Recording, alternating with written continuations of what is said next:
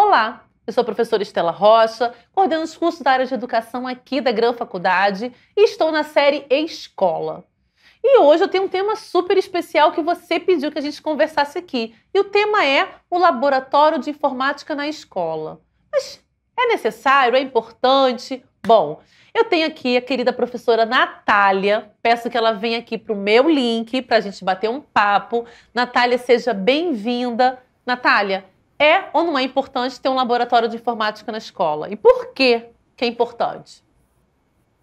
Olá, professora Estela. Primeiramente, muito obrigada pela oportunidade. Com certeza né, de fato, muito importante. Os jogos de informática nas escolas, eles desempenham um papel crucial, né, nesse ambiente educacional tão moderno que nós temos hoje, né? Eles proporcionam aos alunos a oportunidade de desenvolver habilidades essenciais, como a alfabetização digital, né, resolução de problemas, colaboração e pensamento crítico. Então, de fato, é sim muito importante. Agora, o problema é outro, né? O problema é a nossa realidade. E aí, Natália, no ano de 2023, o Ministério da Educação, ele compreende a importância da educação digital e ele coloca lá como parte da nossa legislação. Então, hoje, as escolas precisam caminhar para a educação digital. Só que a gente tem ali algumas barreiras, alguns desafios. Acredito que um dos desafios é a falta dos laboratórios de informática na escola. Um segundo desafio é a questão da entrada de um sistema de internet nas escolas. E o terceiro desafio é esse profissional da educação, né? Aqui na Gran Faculdade a gente tem um curso de licenciatura em ciência da computação, pensado também para habilitar esse profissional que vai para a escola. Mas, para além disso, até que todos os profissionais estejam nas escolas, a gente não pode ficar com esse gap, não é, Natália? Como é que a gente pode fazer? Exatamente, Estela. E aí eu trouxe até um dado importante que eu quero ver aqui, quero falar aqui para você, que eu procurei aqui antes da nossa conversa, que é o seguinte. A gente está falando dos laboratórios de informática, da importância dos laboratórios na contribuição disso, né, para Sim. o aprendizado do nosso aluno. E aí eu fui buscar uma informação, né? Eu queria saber quantas escolas hoje tem, né? Eu estou falando da rede pública, não da rede privada, mas quantas escolas hoje tem laboratórios de informática, né? Então, nós temos aí no Brasil um total de aproximadamente 158 mil escolas, sendo que 69% das escolas não possuem laboratório de informática. Aqui no Rio de Janeiro, 57% das escolas não possuem laboratório de informática. E isso piora muito nos estados da região norte. Tá? Então, isso foi um levantamento assim rapidinho que eu fiz, né, para poder alimentar aqui a nossa conversa, mas é um dado chocante, né? Porque Claro. nós estamos em 2023 e temos aí, né, 69% das escolas sem laboratório de informática. E ainda tem aquelas escolas que não têm internet. Além disso, tem as escolas, né, que possuem os laboratórios, mas que não têm o quê? O profissional para atuar naquele laboratório, né? Então, assim, caramba, como isso é possível, né? Em pleno 2023, isso ainda está acontecendo.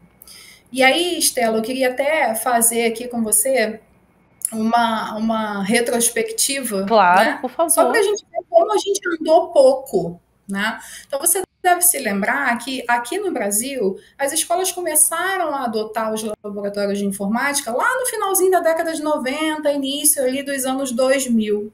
E foi Exatamente. exatamente na época que eu estava fazendo o ensino médio, né? E nessa época, a maioria dos lares não tinham ali, não possuíam computadores, né? E o acesso à internet era daquele jeito que você sabe, bem precário, né? Internet de escada naquela época.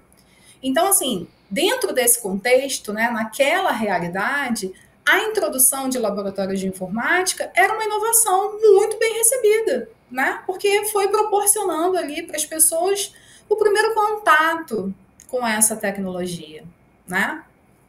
Mas atualmente, Estela, as coisas mudaram, né?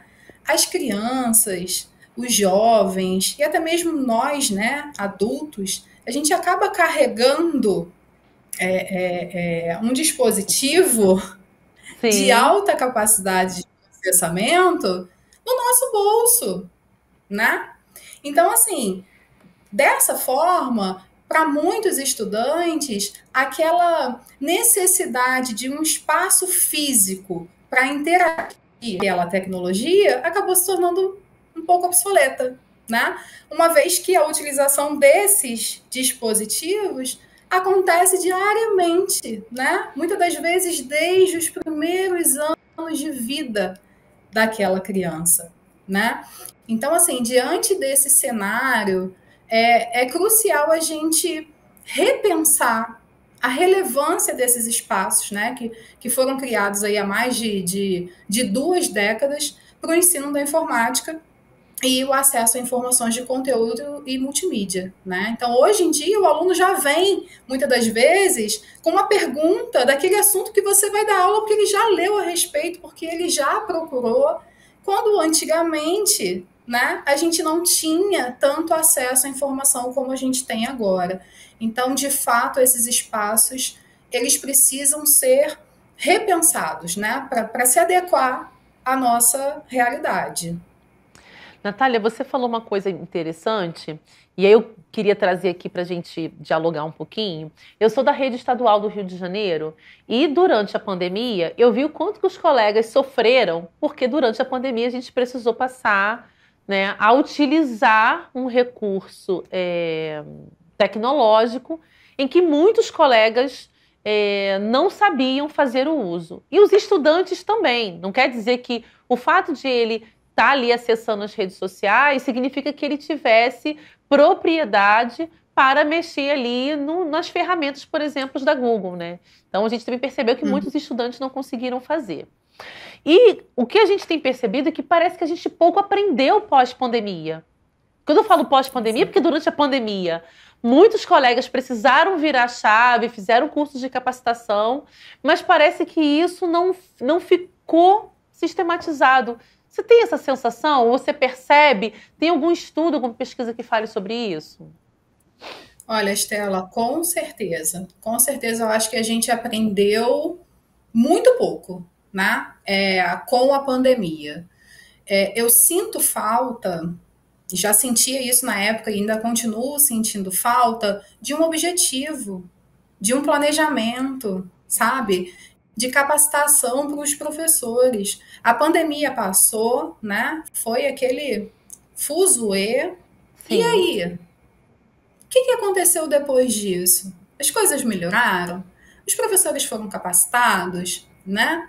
Não, infelizmente não. Então eu acho que a gente continua na mesma, sabe? Do mesmo jeito, ainda sem traçar um planejamento, sem saber direito o que fazer com aquele laboratório, principalmente quando a escola, Estela, não sei se na sua escola tem, um profissional de informática, licenciado.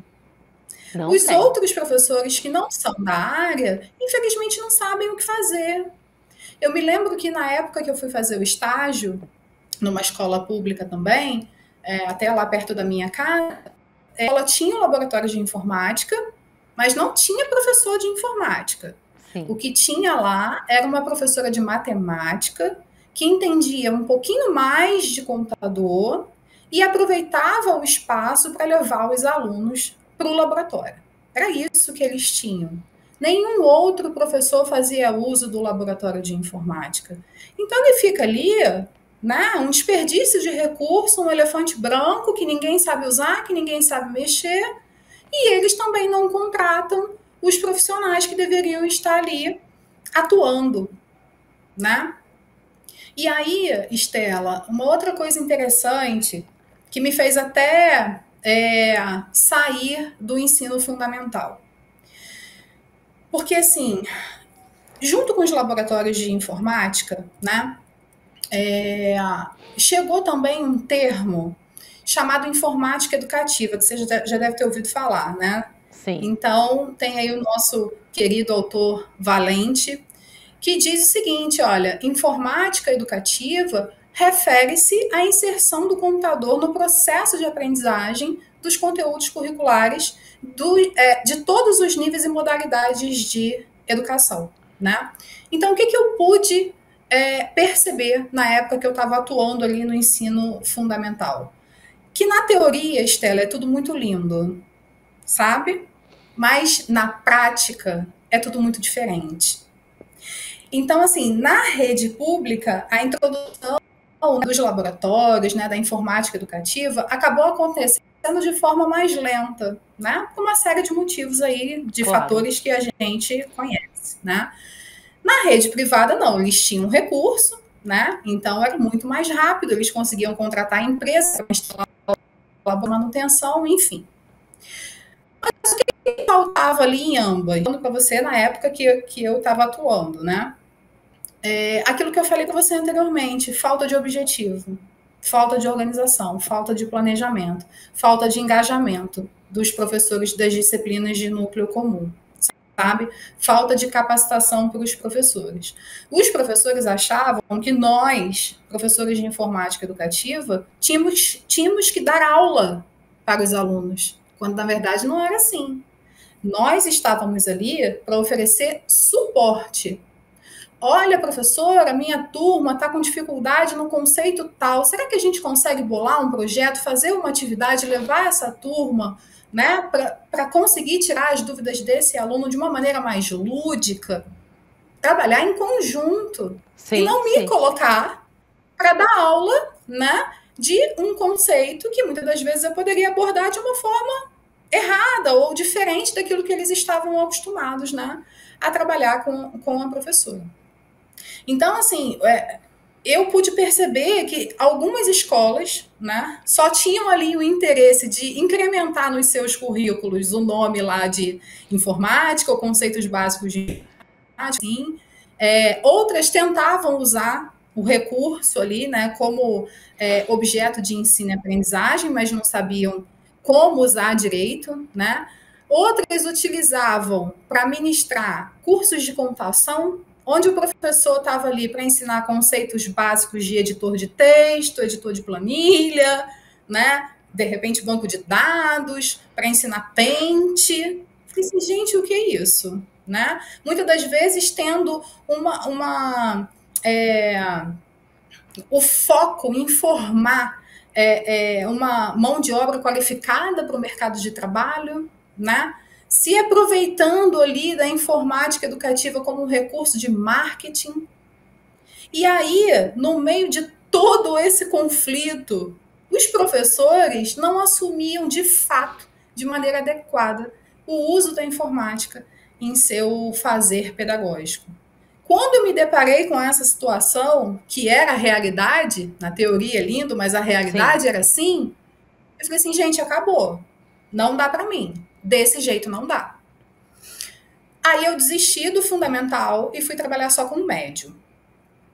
E aí surgiu, estava com médio e com a graduação. E aí surgiu uma oportunidade de uma vaga de professor substituto para informática educativa, de fato, no Colégio Pedro II, que você deve conhecer. Aí eu falei assim, caramba, essa é a minha oportunidade de colocar, né, de praticar aquilo que eu aprendi. Vou fazer o concurso, vou ver que o bicho vai dar.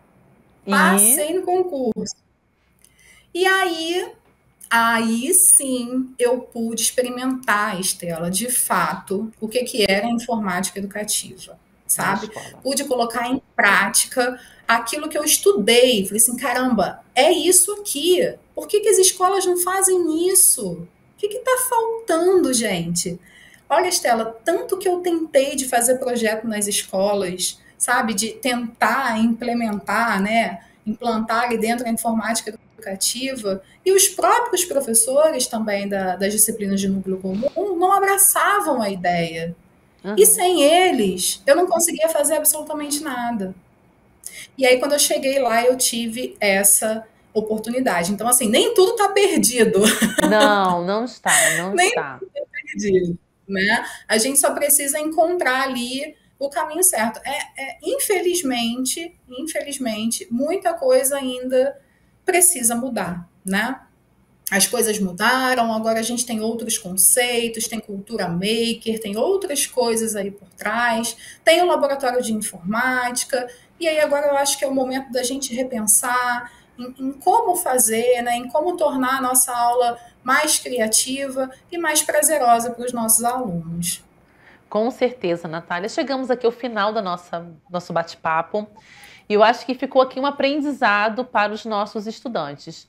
A gente já conhece uma experiência, não vou dizer que foi errada, mas uma experiência não bem sucedida dos laboratórios de informática na escola. Mas agora, com o Exato. MEC priorizando novamente a educação digital, né? A gente pode olhar para o nosso passado para não repetir essa história, mas para que a gente possa, de Isso. fato, fazer agora uma educação digital, né, uma informática educativa, de modo mais apropriado.